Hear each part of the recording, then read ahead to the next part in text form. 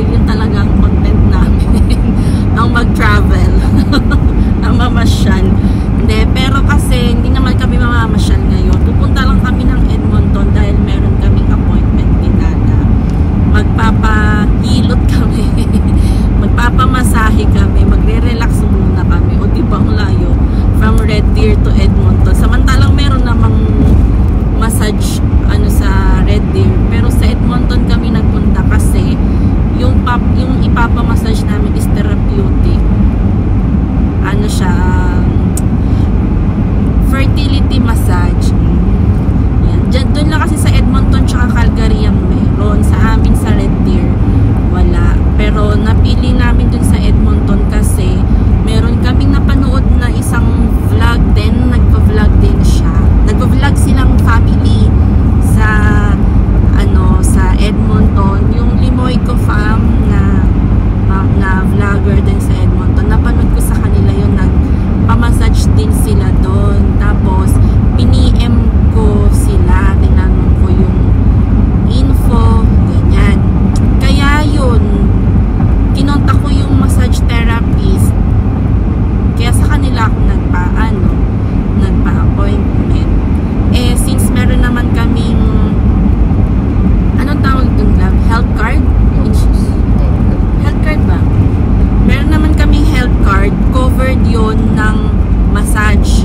Although kasi meron din kaming benefit sa work, babayaran namin ng cash yung massage tapos i-reimburse nila. Pero sayang naman kasi yung card ni Dada.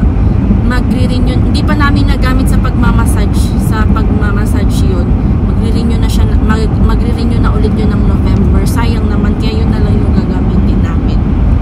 Nagamit na rin naman namin sa ibang bagay yung health card niya, like sa pagpapadentist, yung cleaning, gamit naman namin. Pero sa massage, sayang kasi hindi pa namin nagagamit. Kaya ngayon gagamitin namin ni Dada, dalawa kami magpapamasahe. And at the same time, 1 hour massage siya. At the same time, habang nare-relax ang aming katawan, na rin siya, therapeutic massage kasi ngayon nga, meron silang tinatawag na fertility massage. Yun yung yun yung itataas yung mattress. Susubukan ko lang naman kasi nagpaganon naman na din ako sa Pilipinas noon. Tapos nag-work naman kasi after ilang months nabuntis naman ako. Yun nga lang, nakunan. Kaya ngayon itatry namin ulit. Itatry ko ulit magpamasahe. Baka sakaling biyayaan ulit. Diba? So, at saka at the same time, na rin, para ma-relax kami ni Dada. Pamasahe kami. Medyo malapit lang naman yung biyahe namin kasi bungad lang naman siya ng Edmonton. Parang mga 1 hour and 30 minutes lang naman ng biyahe. So, okay lang din naman. Tsaka, wala naman kaming pasok ni Dada. Para ma-relax-relax na rin. Ayan, ang ganda ng aming view. Ang ganda din ng weather ngayon. Ilang degrees ba? 9? Sabi mo kanina 16. Malamig pala. Malamig pala guys. 9 degrees pala ngayon. Kaya pala. Pero maaraw siya. Pagka nasa arawan ka, hindi ganun kalamig. Pero kung nasa lilim ka, yun mararamdaman mo yung 9 degrees. Parang feels like Baguio. Hindi nga kasi sa Baguio 14 degrees lang So ayan, maganda ang weather. Malapit nang mag-fall guys. Nag-i-start na ang mga puno na magdilaw at maglagas. Yung sa amin, marami ng puno ang naglagas. May mga punong excited na. Excited na sila sa winter. Natapos na yung fall season nila kasi naglagas na. Samantalang yung ibang puno nagdidilaw pa lang. O diba? Hindi lang pala buhay ng tao ang hindi pare-pareho, no? Pati rin nature, pati rin yung mga puno hindi rin pare-pareho. Lahat sila may nauuna, may nahuhuli. Hindi rin sila sabay-sabay umaangat. Ayan. Sulitin na natin, lubusin na natin itong ganitong weather. Namnamin na natin ang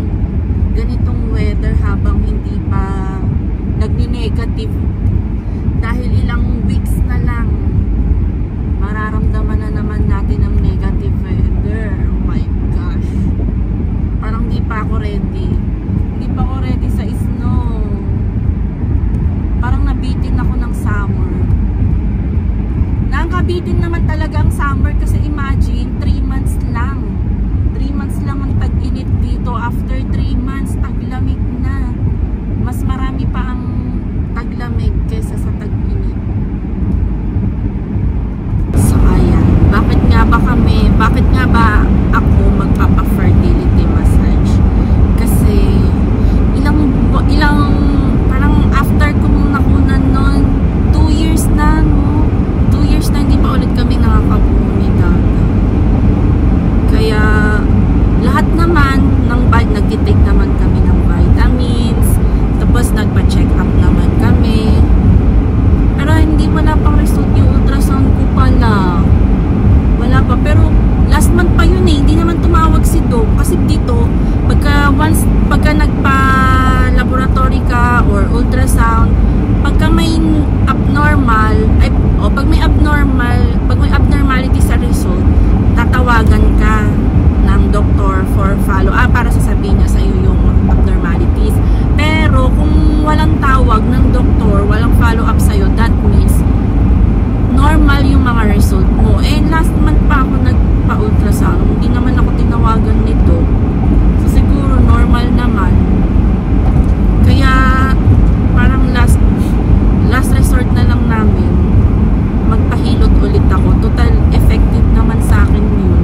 Kasi dati nga nagpahilot naman ako. Bago ko pumunta dito sa Canada, nagpahilot ako. Tapos umipik naman. Yun nga lang, hindi pinalad, hindi para sa amin kasi nakunan ako. Tapos after nun, 2 years na ulit. After 2 years, wala pa rin talaga. Kaya why not, diba? I-try ko ulit magpahilot. Pero kung para sa'yo, ibibigay naman yun sa'yo, diba? Medyo nagmamadali na rin kami. Kasi ilang taon na ako, 30. Ilang taon na ba ako na? 37. Nakalimutan na yung edad. Alam, ganyan tayo eh. Pagka tumunto ka na ng 30 or 35, makakalimutan mo na yung age mo eh. Na mo, 37 na. Ilang years na mag-40 na ako. Pero, ganun pa man, kung wala talaga, di wala. Pero at least, gawin namin gawin namin lahat ng aming makakaya, ng mga dapat gawin para ma-push talaga. Pero kung wala talaga, it's okay. That's life. Everything happens for a reason. Masaya naman kami ni Dada. Masaya naman, di ba? Masaya naman kami. So, ayan.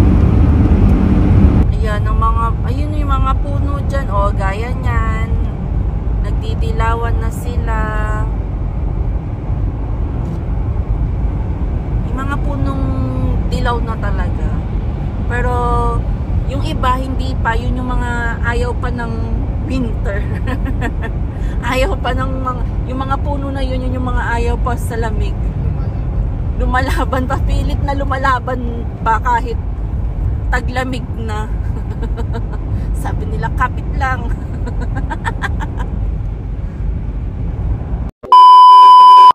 So guys, andito na kami sa loob ng kanilang subdivision. Take the next left onto Kinggate Southwest, then turn right onto Keswick Drive Southwest. Bagong-bago pa yung mga kabahayan dito.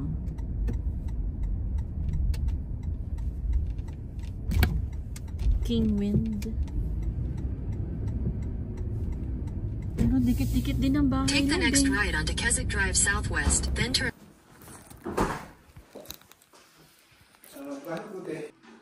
So, dito na kami sa loob. Ayan. Mag-sign up lang kami. Magsa-sign up. 1 hour later. Hi guys! So, ayan, natapos na ang aming first session. First pa lang yun kasi hanggang 2 session pala yun. Supposedly, dapat 3 session yun. Pero sabi sa akin nung nag-massage, sabi niya, ang galing mo kasi nakaya mo yung pain. Kaya hanggang 2 session na lang daw ako. Pero dapat 3 session daw yun. Yung 3 session na yun para sa mga hindi kaya yung pain. Kasi 1 out of 10 na pain kapag ka ihilutin pataas yung uterus mo, yung mattress mo. hindi. Siguro mga 8 or 9. Ganon siya kasakit. Parang namilipit ako. Ang sakit. Pero tiniis ko. Kaya sabi niya sa akin, very good ako dun. Kaya after 2 weeks, babalik kami for my last session. Pati rin si Dada, babalik rin siya after 2 weeks for the last session. Tsaka ang galing niya kasi ang dami niyang natuklasan sa katawan ko, like yung mga pilay ko. Ang dami ko palang pilay na hindi ko alam. Tapos yung last year kasi nalaglag ako sa hagdanan, inignore ko siya, hindi ko siya pinahilot or whatsoever. Hinayaan ko lang matanggal yung sore niya. Ngayon, nung hinilot niya ako, nakapanya na hanggang ngayon namamaga pa rin yung sa may ankle ko. Oo, sa may ankle ko namamaga pa rin. Phoenix niya, ayun, okay na. Kaya pala every time na tinatouch niya rin yung binti, yung paa ko, yung masakit. Kasi sabi niya nga, gawa nga nung mga naipit na ugat. Ngayon, Phoenix niya, okay na, ang galing niya. Promise. We'll see the result din kapag after 2 weeks, pag kaming nakabuo na ni Dada, we'll see the result. Pero kung wala talaga, okay lang, at least, diba, yung massage na yun, kasi therapeutic massage din ang nangyari Kasi sabi niya, marami akong ugat na nag-twist, tsaka na, ano ba yung sabi niya? Namuo, parang gano'n na, which is sabi niya, prone yon sa stroke. Sabi niya, kung pababayaan ko yon, prone yun sa stroke. At least, na-correct niya yung mga dapat i-correct sa mga katawan namin. Kaya sabi niya, maganda talaga na nagpamasahe kami, nagpa-therapeutic massage kami. So, hindi lang naman fertility massage din ang sinadya namin doon, kundi yun nga, therapeutic massage din talaga. Hindi lang siya basta-basta massage na relaxation massage, hindi lang ganon, kundi therapeutic massage talaga. Sa akin nga sabi pinagalo-halo na lahat. Ano? Therapeutic, lahat na rin ng klase massage. Oo, kasi hindi lang siya relaxation massage, therapeutic. Therapeutic muna, therapeutic massage kasi nga i-fix niya or i-correct niya lahat ng mga pilay mo, ng mga ugat na disalign, ganyan. Tapos after nun, hindi mo na, pag na-fix na, hindi mo na mararamdaman yung pain, wala ka ng pain na mararamdaman sa katawan mo, yun na yung relaxation massage. Kaya nakaka-relax na, ang sarap, grabe. Tapos yung stiff neck ko rito, 2 days na nakalipa. 2 days ko lang nararamdaman yung massage na, yung stiff neck na yun. Wala na. Hindi na masyadong masakit. So, ang galing. Highly recommended. We'll see the effect na rin kapag kung after 2 weeks na matapos yung fertility massage namin ni Dada. So, ayun lang. Pauwi na kami. Dapat pupunta muna kami sa grocery store dahil mag-grocery kami. Pero, bawal palang maggala muna. Kailangan mag-rest for 2 days.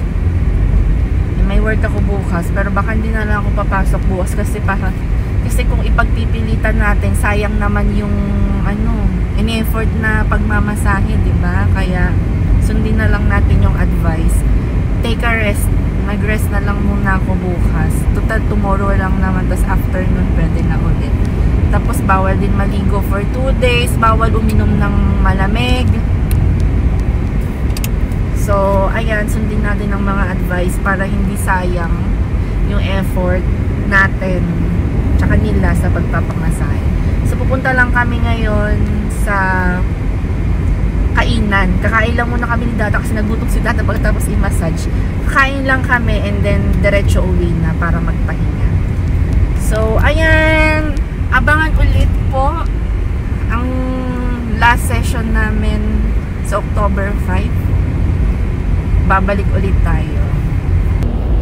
Magaling siya mag-explain. At saka parang may magic yung kamay niya. Hi guys, good morning. So, travel ulit kami papuntang Edmonton dahil ngayon ang aming second session ng therapeutic and fertility massage. So, 1 week lang ang pagitan, pero sabi ko last time, diba, dapat after 2 weeks yung aming second session. Pero na-realize ko pag uwi namin ng bahay, na-realize ko na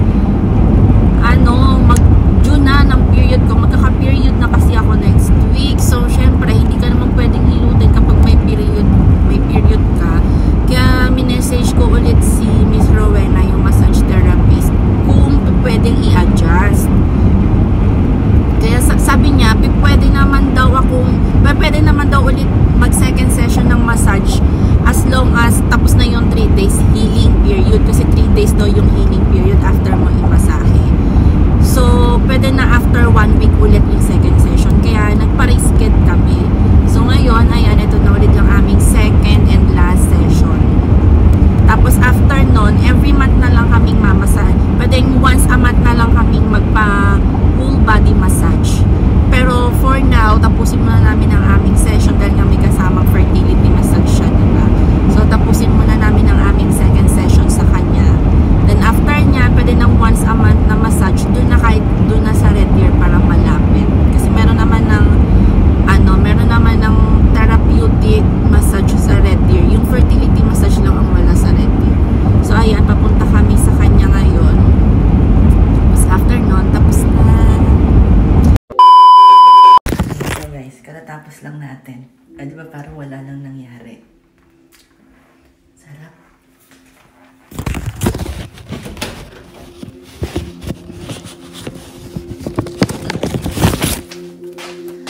Ay, sarap.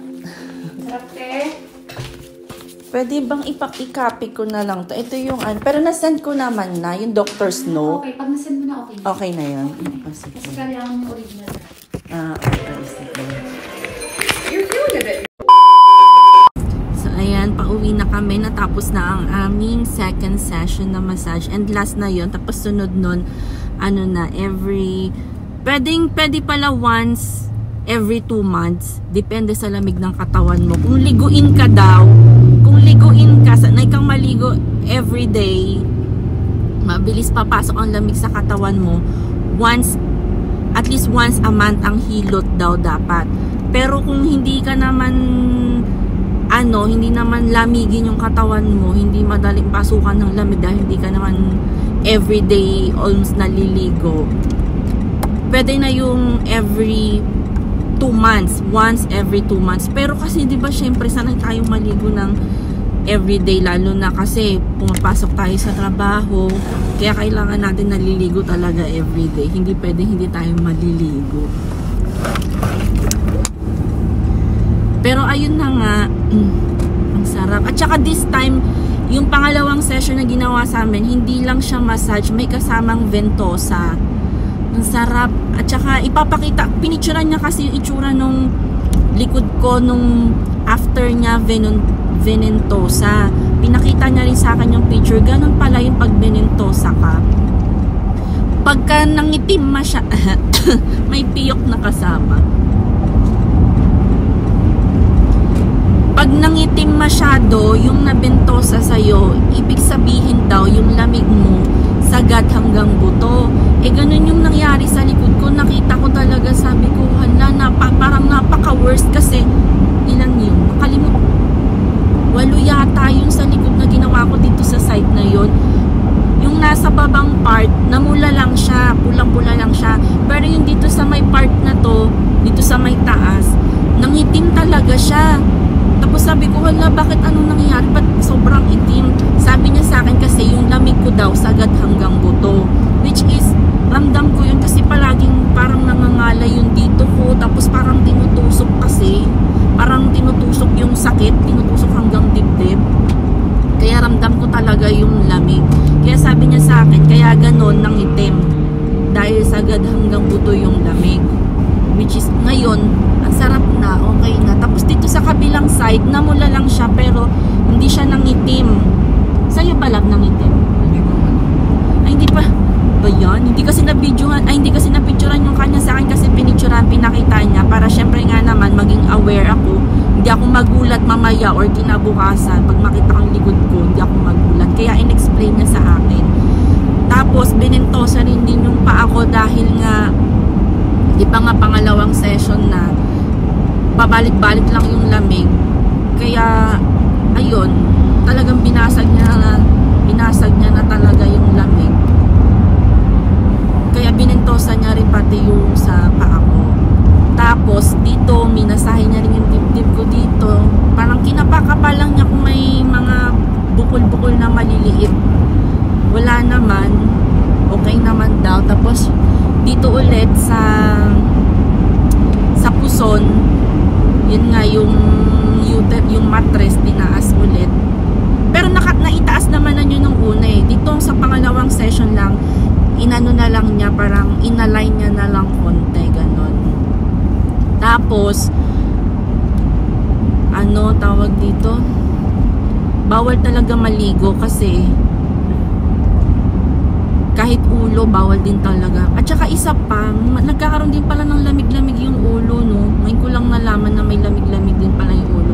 Kapag daw yung ginanon mo, tapos may narinig kang tumutunog na parang popcorn daw, yung popcorn, yun ibig sabihin daw mga stress daw yun, mga lamig daw yun. Kaya minasahe din yung ano ko. Kaya bawal talaga maligo. Kailangan saktong sa pang third day saka maliligo. Wala namang masama kung susunod tayo, di ba? Pero sa iba kasing mga mga registered massage therapist, ang advice nila, okay lang maligo right even after ng massage, pwede ka nang maligo, siya kinabukasan pwede ka nang maligo. Pero sa kanya kasi, kay Miss Rowena, kaya hindi niya ina-allowed na maligo ka ng 2 araw kasi yung masahe na ginagawa niya iba. Naka-experience na kasi ako ng massage na relaxation massage. Yung relaxation massage kasi talagang parang marerelax ka lang talaga. Yung sa kanya kasi therapeutic siya eh. Pag kumbaga hanggang buto-buto mo, aalisin talaga yung mga lamig mo, mga buong kalamnan, buong kabutuhan, talagang mamasahiin niya. Kaya talagang hindi ka talaga pwedeng maligo kasi bugbog na bugbog yung katawan mo ng hanggang 2 araw, which is naramdaman namin yun ng first session namin. Hanggang 2 araw naramdam ko pa rin yung pangalawang araw, naramdam ko pa rin yung sakit ng katawan ko, talagang parang bugbog pa rin. Kaya hindi ka talaga makakaligo ng hanggang second day mo, dahil hanggang second day mo ramdam mo yung bugbog ng katawan mo. So syempre pag niliguan mo yun, tas di ba syempre pag pinasukan ng lamig, di parang useless lang din yung pagpapamasahe mo, useless lang din yung pagtatanggal ng lamig sa katawan mo kung liliguan mo na hindi pa gumagaling yung nahilot sa'yo. So ayun, tsaka yung hilot niya nga kasi parang albularyo, gaya nga na sinabi ko last time, parang albularyo style. Iba siya sa mga inaaral ng mga massage therapist dito kasi may course din ng mga massage therapist. So iba yung hilot ng mga registered massage therapist sa hilot niya, although may same lang din naman kasi nag-aral din naman siya ng massage therapist. Ang pinagkaiba lang nung kanya, may pagka-albularyo style. Kasi nagtrabaho din pala siya sa mga clinic, sa massage clinic. Tapos sabi ko, paano yung hilot mo nun? Di ba nga yung hilot doon, mga lang, kung ano lang yung pinag-aralan ng mga massage therapist dito. Sabi niya, albularyo hilot pa din daw. Kaya nga daw yung mga kliyente niya dati sa massage clinic, sinusundan siya. Kasi nahanap-hanap yung masahe niya. Parang kahit ako din, nahanap-hanapin ko yung massage niya kahit masakit. Talagang napapalabas niya talaga yung mga lamig-lamig mo sa katawan. Sayang pala hindi ko siya na-i-vlog. Hindi ko siya na-isama sa video. Gusto ko sana mag-video kanina habang iminamassage ako, kahit walang video lang, kahit audio lang. Kaya lang kasi naisip ko, baka malobat yung cellphone ko, 1 hour akong hinihilot. Pero masasabi ko lang is talagang the best talaga. Kaya babalik-balikan ko talaga siya. Kung di lang talaga malayo, magwa-once a month ako ng masahe sa kanya. Kahit magbayad na ako ng cash, kasi $80 kapag cash eh. Kasi yung insurance, health insurance namin ni Dada, 300 lang yung laman eh.